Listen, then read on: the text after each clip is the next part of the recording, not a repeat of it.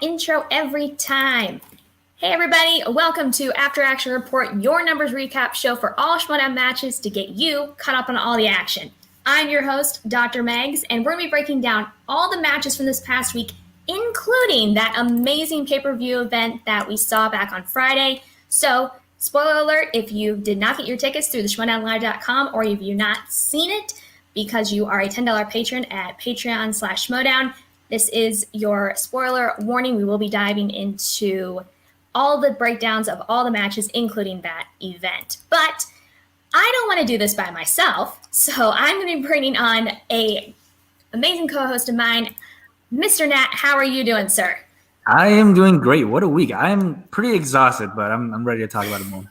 Absolutely. If you guys also didn't catch the two-part Call Live segments that we had over the weekend, be sure and check that out. I'll be referencing it a couple different times because they talked about the Star Wars matches all day Saturday, and then Sunday you guys broke down a lot more of the other matches that we had at the same time, but just amazing slate of matches, a lot of great conversations coming out of all these matches. So without further ado, guys, let's kind of break down into what we've had going on this week. We had a volley of sudden deaths, kind of how I recapped this week. Intergeekdom, we had Brandon Hanna versus Eric Zipper. In Star Wars, we had the debuts of Lacey Gillerin and Gold Leader. In singles, just top out Friday, we had Janine the Machine against Jada Paramo. Then into that amazing throwdown event on Thursday, as I said, with a undercard singles event between Paul Yama and William Vianney. And then the main event, the Star Wars title match. Oh my goodness, so much to break down in that, between Alex Damon and Andrew DeMolanta. So without further ado, let's kind of jump into what we had first off, which was something that could have been a match of the year all on its own. Brandon the Hitman Hanna against Eric Z-Man Zipper, where Zipper is up by 2, 8-6, going into round 2, where we saw Zipper defers over to Hanna. Hanna spins away from graphic novels, but ends up with it after a second spin, where he goes 5 out of 10 questions, he ends up with 6 out of 10, where he gives up 2 multiple choice steals, checking down twice, and Zipper is able to capitalize on one of those. And then we see Zipper, who spins opponent's choice, and he is given DC by Mr. Hanna, where Zipper checks down a multiple choice twice, but is able to get them, giving him a total of 8 out of 10 available points, where he now has Zipper coming into round 3 with a 6-point lead, 17-11, which leaves Hanna to answer all 3 of his questions in order to bounce it back over to Zipper. He does miss his 2-pointer in Mixed Bag, but hits a 3- and 5-pointer in Heroes and Teenage Mutant Ninja Turtles, respectively. This bounces it back over to Zipper, where he hits a 2-pointer in Indiana Jones, but misses Jurassic Park and graphic novels for 3 and 5 points. That puts them tied at 19, where we go into an impressive 9 questions deep into sudden death, where both of them miss the 6th and 8th round questions.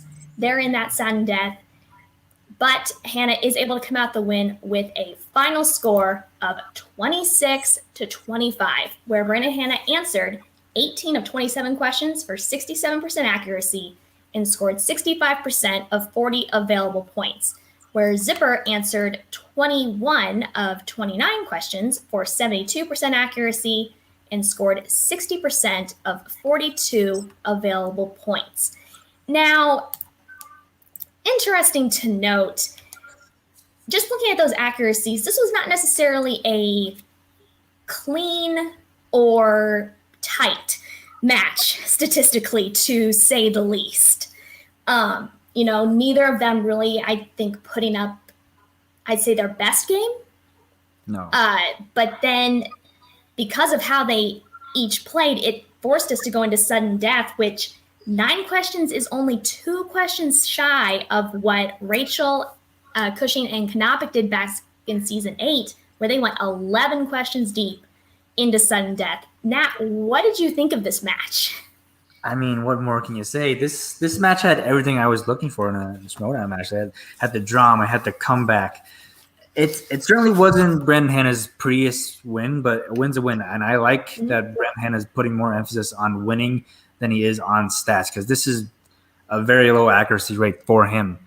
And I feel like both of them got kind of unlucky. Brendan Hanna with the graphic novel spin, and Eric Zipper with the who said it questions, essentially. For it just goes to show how important round 3 is, because that just shifted the tide so much. Absolutely. And even the fact that Eric Zipper answered with a higher accuracy, actually, than Hanna did. But because of the disparity in the round 3 questions they were able to get, plus the sudden death, it afforded Hanna the opportunity to go ahead and take that win. So definitely when you get into that round 3, it is crazy how much that can change the tide, and especially when you throw the potential of sudden death into that mix. Yeah, absolutely. Round 3 is by far the most important in my eyes. Like that makes or breaks a match for me.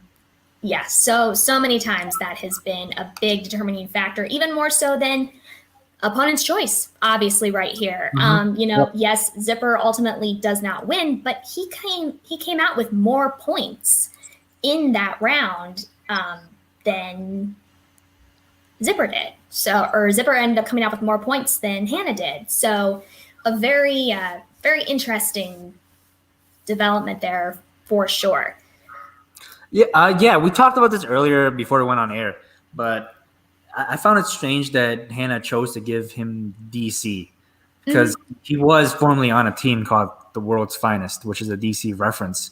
So I don't understand his strategy doing that, but I also asked you like what weaknesses that Eric Zipper had, and nothing really stood out.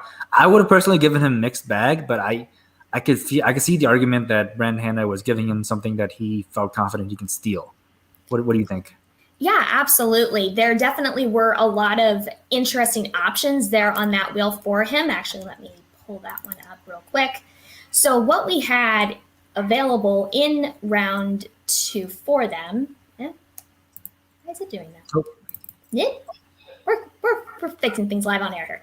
All right, so we had, as far as what was on the wheel for these guys to be able to go with, we had dystopian future and time travel, opponent's choice, obviously, Middle Earth, Batman, DC, graphic novels, Jurassic Park, spinner's choice, Marvel, mixed bag, and Wizarding World. I see a lot of different options that Hanna could have gone with that could have been a little bit more of a tripping point for Zipper than what option he gave him from DC. Now, again, not being in his shoes, not knowing kind of where his head was at as far as what he felt comfortable giving as an opponent's choice option, you definitely had that variability of mixed bag. Wizarding World historically has had some trouble with people. Middle Earth, unless you're Rachel Cushing, can trip you up. You got those dystopian future and time travel ones, which are, newer categories. Batman could be a really deep cut. I mean, Batman over DC. DC is now DC and DCEU. So there is a lot of different options that you could have gone with there that might have given you maybe not as many opportunities to steal, but it would have put Zipper a little bit further back on his heels rather than giving him that advantage to have you come in. He ended up going into round 3 with a 5-point or a 6-point deficit, which typically you don't want. No, you certainly do not. That's a huge deficit. That oftentimes can just spell disaster for a competitor. So very, very interesting choice there. But again, he was able to still come out with that win. Again, given the opportunities that Zipper gave him with not getting those 2 questions there in round 3. So let's go ahead and ship over to our second match of the week, being Lacey Gillerin and Gold Leader, or Evan Bushgar. I'm going to call him Gold Leader. Everyone seems to, so we're just going to kind of stick with that moniker. But when we jump into what we saw here, we had Gold Leader being up by 1, 9-8, going into round 2 here. where Gold Leader defers over to Lacey, who spins away from the Phantom Menace and ends up taking solo. Ends up coming out of there with 7 out of 10 points, where Gold Leader spins Opponent's Choice, again, being another factor here. Lacey gives him Rogue One, which if you listen back to Call Live's episode, there were only movies on that wheel. So she didn't really have a whole lot of options of other things to give him other than just a movie she thought would go deep cut.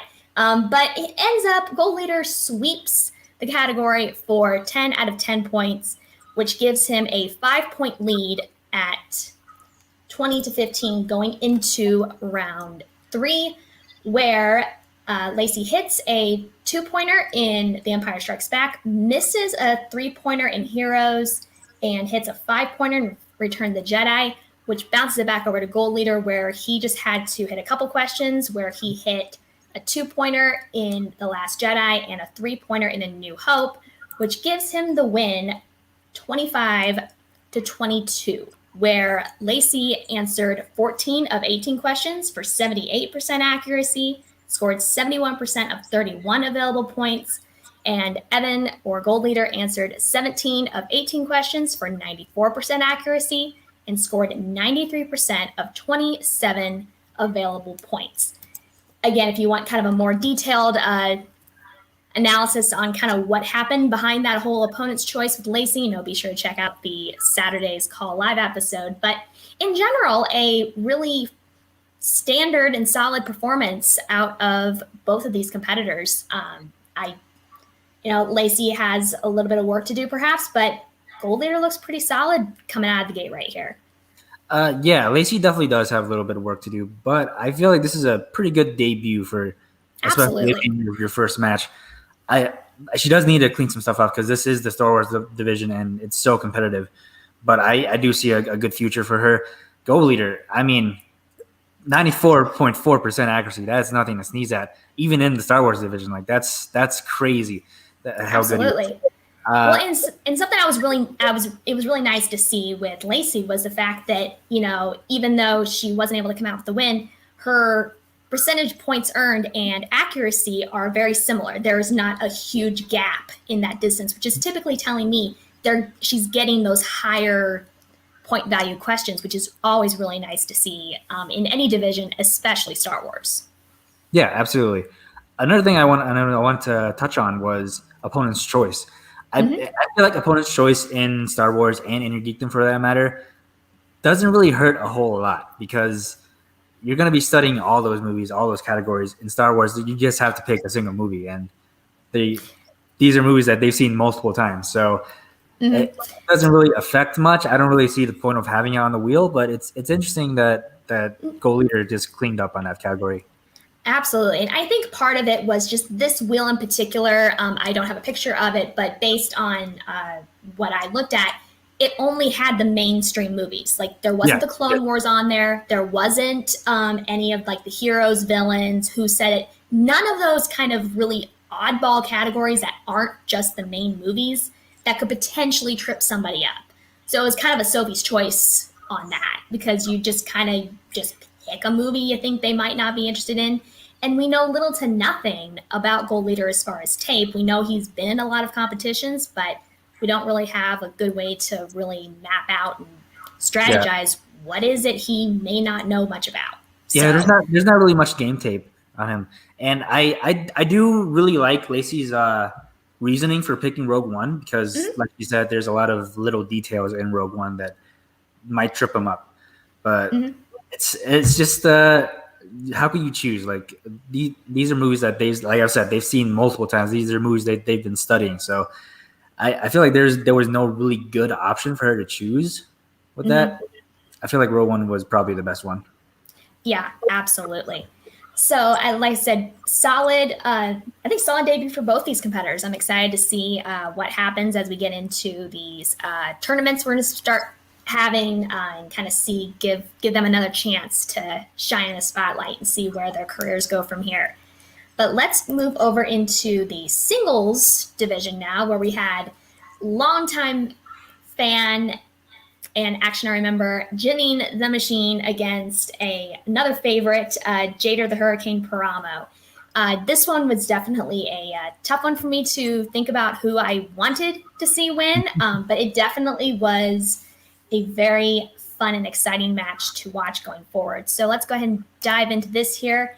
Jader ended up being up by 2, 7-5 going into round 2, where we see Jader elects to spin first. He spins away from monster movies, ends up taking Thriller, unfortunately comes out with only 5 out of 8 points, where Janine takes Frances McDormand on her first spin and ends up coming out of that with 6 out of 8 or 8 available points, plus a steal that she was able to take off of Jader in the multiple choice check down that Jader did there in his round, which gives Jader only being up by 1 now, going at 13-12, where Janine has to answer a 2-pointer in Brad Pitt, bounces it back over to Jader, where he hits a 2-pointer in Scores and Soundtracks, back over to Janine, where she hits a 3-pointer in Steven Spielberg. Jader hits a 3-pointer in Directors. Janine hits a 5-pointer in Thrillers, bounces it back over to Jader to hit a 5-pointer in Remakes and Reboots, which he unfortunately is not able to get, which gives Janine the win at 22-18, where Janine answered 12 of 16 questions for 75% accuracy and scored 79% of 28 available points.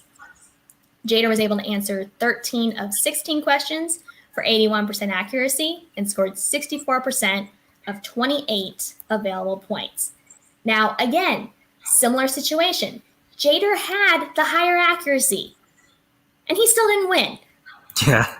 What in the world is going on with this week? So again, it's that 5-pointer. That 5-pointer. The 5-point got Jader. And just of him as a competitor in general, the third round and the first round tend to be his stronger categories in general.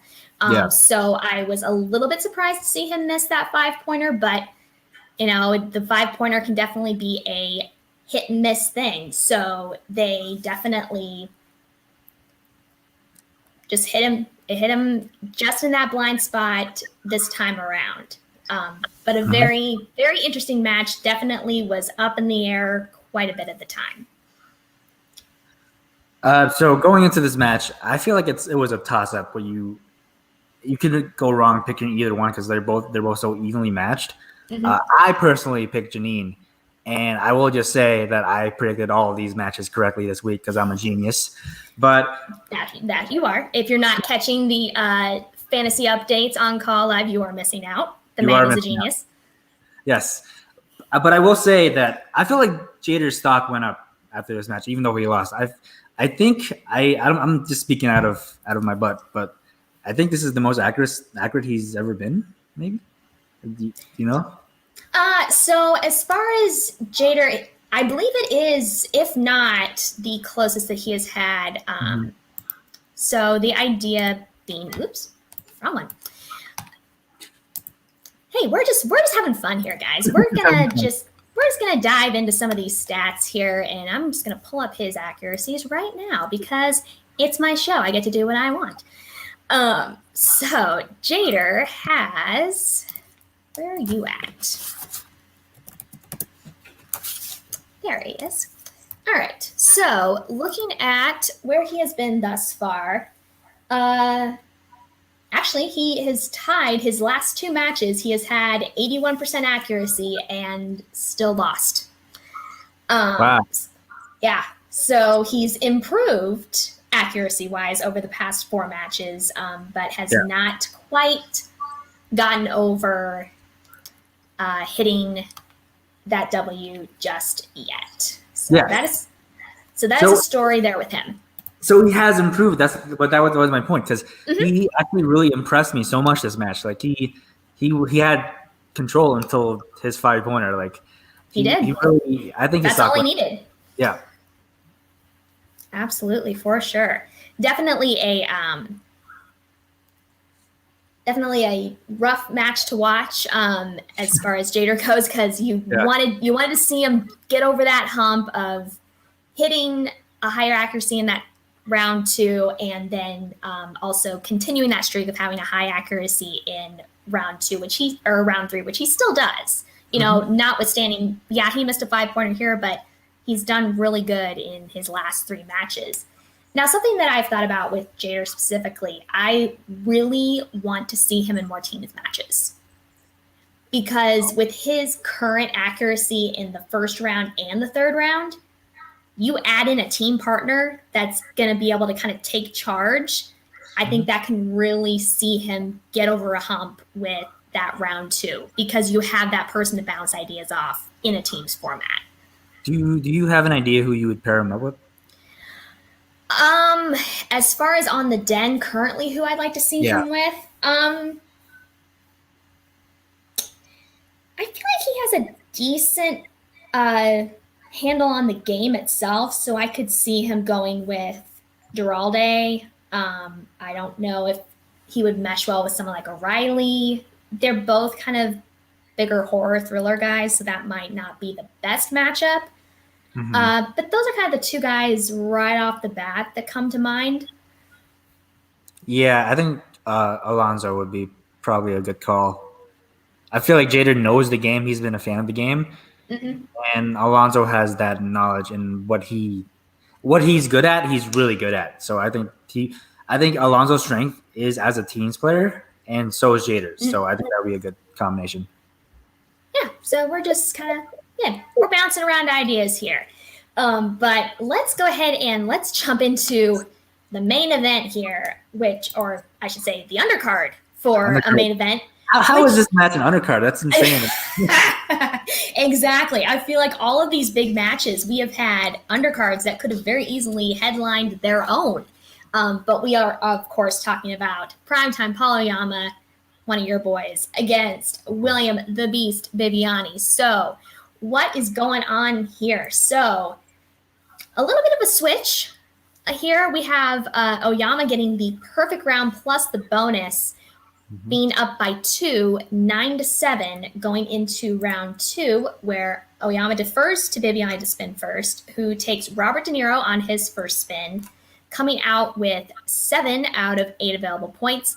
Oyama spins away from Stephen King and takes Black Cinema, and I'm sorry, that is not correct, and he actually sweeps that round for 8 out of 8 and goes up by 3, 17-14, going into this final round where we see Viviani go first. He has a little bit of ground to make up here, so he ends up hitting a 2-pointer in comedy, misses a 3-pointer in musicals, and hits his 5-pointer in remakes and reboots, bounces it back over to Oyama, where he misses a 2-pointer in horror, hits his 3-pointer in Disney, and a 5-pointer in 1990s, giving him the win at 25-21, where Oyama hits 15 of 18 questions for 94% accuracy and scored 93% of 27 available points, where Viviani answered 13 of 15 questions for 87% accuracy and scored 78% of 27 available points. Now, something that I noticed, besides the fact I have a typo in here, is that movie release dates is popping up more and more here in round 1. And had Viviani not missed that movie release dates question, he would have also had a perfect round. So something that I think is going to make things very interesting. Most people, when you miss a movie release dates question, unless you are completely off, you're off by maybe 1 year, if not 2. You can get in the ballpark, but you have to be exact when it comes to movie release dates. So I feel like that's going to perhaps play a factor in some of these different eras of competitors, what they're concentrating on as to if they're going to be getting those perfect rounds when movie release dates is in play. Absolutely. You got to know your movie release dates. You're going to compete at this level in the Schmoedown. You just got a tough one. Like that's how it goes sometimes. I think these two competitors on any given day can beat anyone. the questions just happen to favor Paul more in this particular match. But I will say, like, I will never ever underestimate Paul Oyama. Paul Oyama is one of the best in this Schmoedown. He has such good accuracy, and I would say he's top 2 most strategic in the Schmoedown. Him and Ben Bateman are interchangeable for me. So that's why I gave him the slight edge in this match. Yeah, I mean, definitely when it comes to singles, those two definitely have excelled in how they approach the game for sure. But without further ado, the crazy main event. Throwdown title match, Alex Damon against Andrew the Hunter DiMolanta. Let's just dive right into it because I have a lot to say after this. So, tied at the end of round 1 at 11. Going to round 2. Damon decides to spin first. Yep. Spins away from mixed bag. Ends up with the Force Awakens. Sweeps the category. 10 for 10. DiMolanta takes the Empire Strikes Back on first spin. Sweeps the category. 10 for 10. We're still tied at 24. 21, actually, I'm sorry. It's 24 tied after the betting round of the Force Awakens questions where they both bet the full 3 points and both get it correct. Uh-huh. Continuing the trend. We're now tied at 34 coming out of the speed round because both of them answer 10 for 10 with plenty of time to spare on the clock too, by the way. They both have had similar time left. Like, that's how close the skill levels are. Yes, absolutely. Damon does defer to DiMolanta to answer first, but again, they both answer all 10 of their questions. We get into the championship round. It is a ping pong match back and forth. DiMolanta, 2-point heroes, gets it. Damon, Star Wars Underworld, interesting category. 2-pointer miss, he gets that. DiMolanta, 3-pointer in planets and locations, nails it. A New Hope, 3-pointer for Damon, nails it. 5-pointer for DiMolanta, The Force Awakens, hits it. Damon, 5-pointer in Revenge of the Sith, hits it. And we are once again going into sudden death, where we have the infamous challenge on the question 5. We get 5 questions into sudden death. Damon's declared the winner. No, DiMolanta's going to challenge. He wins the challenge, and they both get the answer correct, so they go back into it, and we get into 7 questions deep into sudden death until Damon finally flinches, and DiMolanta is able to take the win, an amazing 51-50 final score, where Alex Damon, horrible, answers only 36 of 37 questions, 97% accuracy, 98% of 51 available points, where Andrew DiMolanta, 37 for 37 questions, and 100% of 51 available points, a perfect 100 across the board, including all the available points in the betting round. Oh my goodness. This was crazy. Yeah, to say the least. I said this yesterday on Call Live. I will repeat myself. Stop doubting Asian players. I've said it over and over again. Everyone was like, "Oh, Alex Damon's got this in the bag. Andrew DiMolanta is going to choke. It's a huge moment. He's not gonna pull it off." I know how good Andrew DiMolanta is. I know he's been prepping for this match with Alex Damon for years now. Mm-hmm. That's what he always said when he was coming in the league. He wanted to face Damon, and he got it, and he stepped up to the occasion. This is going to set up an amazing rematch coming up in May. And something to note, now this is a new high score for this format. Something that myself and Frank also do the same is there are separate now high scores for this version of a championship round versus the studio championship round. Mm-hmm.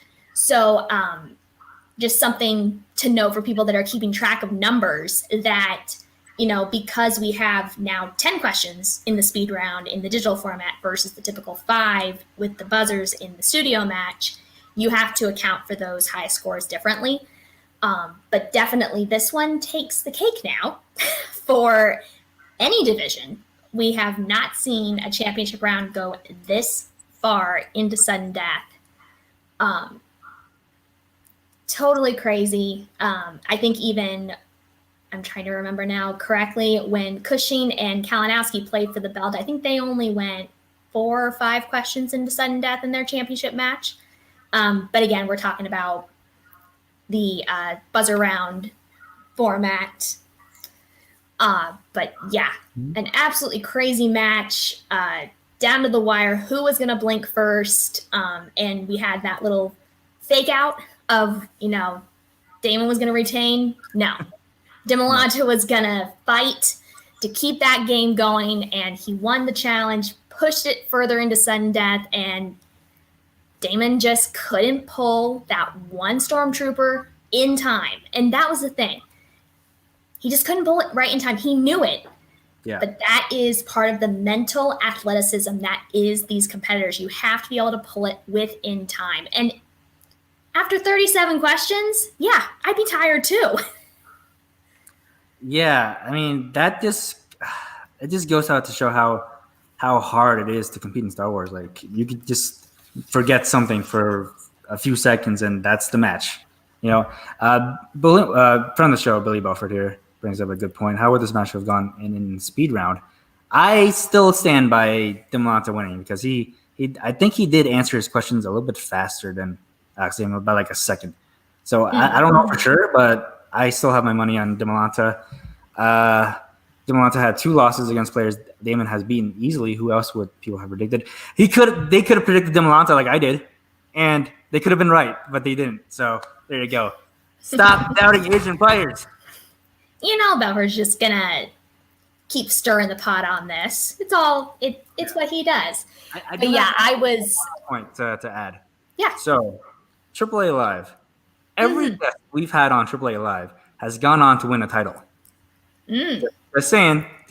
Maybe we're good luck. I don't know. Maybe.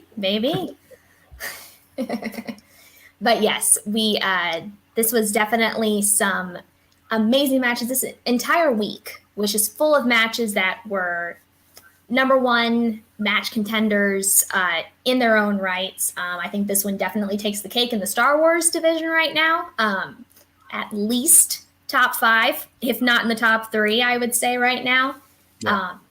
I could see people arguing still that Iron Man match taking the spot, but otherwise I think this one's gonna, until we see the rematch in May, who knows what we're gonna come up with on that. Can you just imagine being one of these guys and knowing that you have to do it again in like a month? Yeah, I mean, I see Damon just going, okay, I had this flub. Let's not push it to that again. Time to get back to work.